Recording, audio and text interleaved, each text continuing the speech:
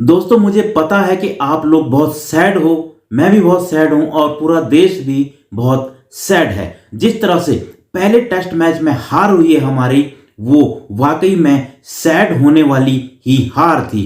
एक पारी से और 32 रनों से इतनी बड़ी हार किसी ने ये सोचा भी नहीं होगा कि वर्ल्ड कप में इतना बढ़िया परफॉर्म करने के बाद टेस्ट मैच में टीम इंडिया का ये हाल हो जाएगा। लेकिन ये हाल आखिर हुआ क्यों है, कारण क्या रहे, इस सब पर बात करेंगे आज की इस वीडियो में। लेकिन आप चैनल को सब्सक्राइब, वीडियो को लाइक और शेयर जरूर कीजिए। तो चलिए बात करते हैं। जो बल्लेबाजी है वो बहुत खराब रही है और दूसरी इनिंग की अगर मैं खास तौर पर बात करूं तो विराट कोहली के अलावा किसी भी बल्लेबाज ने ऐसा इंटेंट नहीं दिखाया कि वो वहां पर टिक कर बल्लेबाजी करे।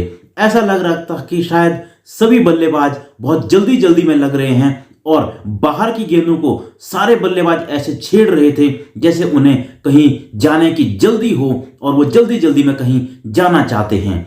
और अगर विराट कोहली और शुभमन गिल जिन्होंने 26 रन बनाए, उनके अलावा कोई भी बल्लेबाज वो जो है डबल डिजिट तक नहीं पहुंच पाया। ये वाकई बहुत ही शर्म की बात थी। सबसे पहले ओपनिंग की अगर मैं बात करूं तो रोहित शर्मा से ये उम्मीद बिल्कुल नहीं थी।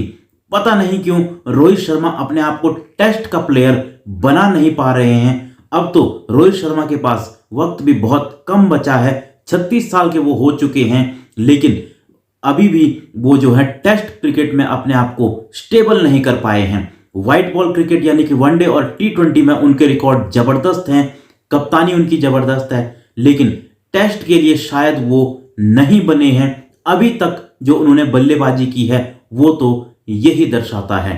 रोहित शर्मा के बाद बात करेंगे यशस्वी जायसवाल की। यशस्वी जायसवाल ने सिर्फ 5 रन बनाए हैं और वो भी जल्दी आउट हो गए। यशस्वी जायसवाल जैसे युवा बल्लेबाज से एक अच्छी पारी की उम्मीद थी, लेकिन दोनों पारियों में ही उन्होंने जो है निराश किया है। और यशस्वी जायसवाल जैसे युवा बल्लेबाज के लिए ये एक मौका है। अगर इस तरह के मौकों को वो भुनाएंगे नहीं तो इस टीम इंडिया में पीछे बहुत लंबी लाइन लगी हुई है। आपको बहुत ज्यादा मौके नहीं मिलने वाले हैं। इन्हीं मौकों को आपको भुनाना पड़ेगा और टीम में अपनी जगह पक्की करनी पड़ेगी।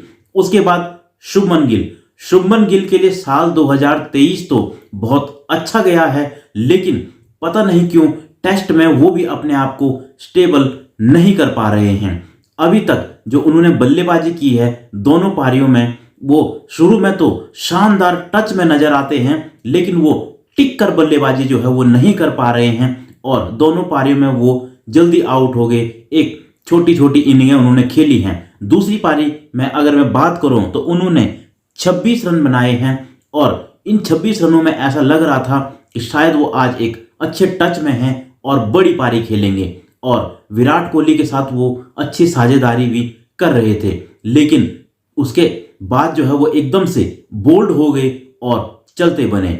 लेकिन शुभमन गिल जो है वो उनको भारत का फ्यूचर कहा जा रहा है और फ्यूचर में उनको एक स्टार की तरह देखा जा रहा है। विराट कोहली से भी उनको कंपेयर किया जा रहा है। लेकिन अगर ये हाल रहा तो वो दिन दूर नहीं जब शुभमन गिल के लिए मुश्किलें पैदा हो सकती हैं। इसलिए शुभमन गिल को बहुत केयरफुल रहना पड़ेगा।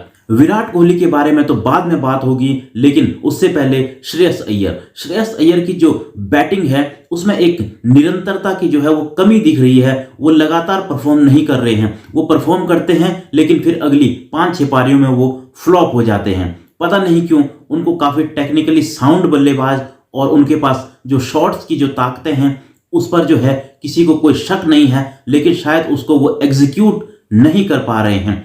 क्या दिक्कत है श्रेयस अय्यर के साथ ये पता नहीं चल पा रहा है किसी को। श्रेयस अय्यर को जो है अपने आप को स्टेबल करने के लिए अच्छी पारियां खेलनी पड़ेंगी, रिस्पॉन्सिबिलिटी लेनी पड़ेगी और अगर रिस्पॉन्सिबिलिटी नहीं लेंगे तो श्रेयस अय्यर के लिए भी मुश्किलें पैदा होने वाली हैं। श्रेयस अय्यर के बाद केएल राहुल से उम्मीद की जा रही थी कि पहली पारी में जिस तरह से उन्होंने सेंचुरी बनाई थी, दूसरी पारी में वो शायद यहाँ पर टिकेंगे, क्योंकि विराट कोहली अच्छी बल्लेबाजी कर रहे थे और उनके साथ जो है टिकने की जरूरत थी। उनको सिर्फ साथ चाहिए था और वो साथ केएल राहुल ने भी नहीं दिया और वो भी जल्दी आउट हो गए। केएल राहुल ने भी दूसरी पारी में सिर्फ 4 रन बनाए और वो चलते बने। एक तरफ विराट कोहली खड़े थे और दूसरी तरफ विकेटें जो हैं वो लगातार गिर रही थी और उसके बाद तो ऐसा लगा कि शायद बल्लेबाज सिर्फ आते जाते ही रहे। रविचंद्रन अश्विन 0 पर आउट हुए, पहली बॉल पर वो आउट हो गए। शार्दुल ठाकुर भी ज्यादा कुछ नहीं कर पाए, 2 रन बनाए उन्होंने भी। उसके बाद सिराज भी कोई रन नहीं बना पाए और इसके बाद कोहली के पास कोई चारा नहीं था। कोहली ने हालांकि आउट होने से पहले शानदार 76 रनों की पारी जरूर खेली, लेकिन उनके पास इसके बाद कोई मौका नहीं था तेज खेलने के अलावा, और उस तेज खेलने के चक्कर में वो अपना विकेट दे बैठे, कैच आउट हो गए एंड में और प्रसिद्ध कृष्णा नॉट आउट रहे। विराट कोहली ने जो है वो इंटेंट दिखाया और अच्छी बल्लेबाजी की, लेकिन उनके साथ किसी ने टिक कर बल्लेबाजी ही नहीं की। और ये बहुत ही सैड बात है कि भारत जो है साउथ अफ्रीका में सीरीज जीत का सपना एक बार फिर से सपना ही नजर आ रहा है और अब अगले कुछ और साल इंतजार करना पड़ेगा जब टीम इंडिया साउथ अफ्रीका का दोबारा दौरा करेगी। शायद तब वो सपना पूरा हो जो 1992 से सफर शुरू हुआ था इंडिया और साउथ अफ्रीका के बीच टेस्ट सीरीज का, वो साल 2023 तक भी वहीं का वहीं पर है। टीम इंडिया ने साउथ अफ्रीका में 4 टेस्ट मैच जरूर जीते हैं, लेकिन सीरीज अभी तक कोई नहीं जीती है। और ये सीरीज भी अगर अगला मैच टीम जीत जाती है टीम इंडिया तो ड्रॉ होगी, लेकिन ऐसा अब हो नहीं सकता कि भारत ये सीरीज जीत जाए और ये सपना जो है भारत का फिर से चकनाचूर हो गया है। तो फिर भारत की जो बल्लेबाजी है उसको आखिर हो क्या गया है?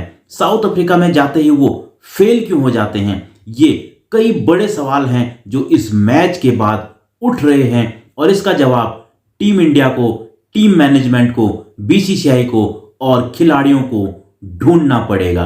तो फिलहाल आज की हार का आप सबसे बड़ा जिम्मेदार किसको मानते हो? कमेंट में जरूर बताएं। मिलता हूं मैं आपको अगली वीडियो में।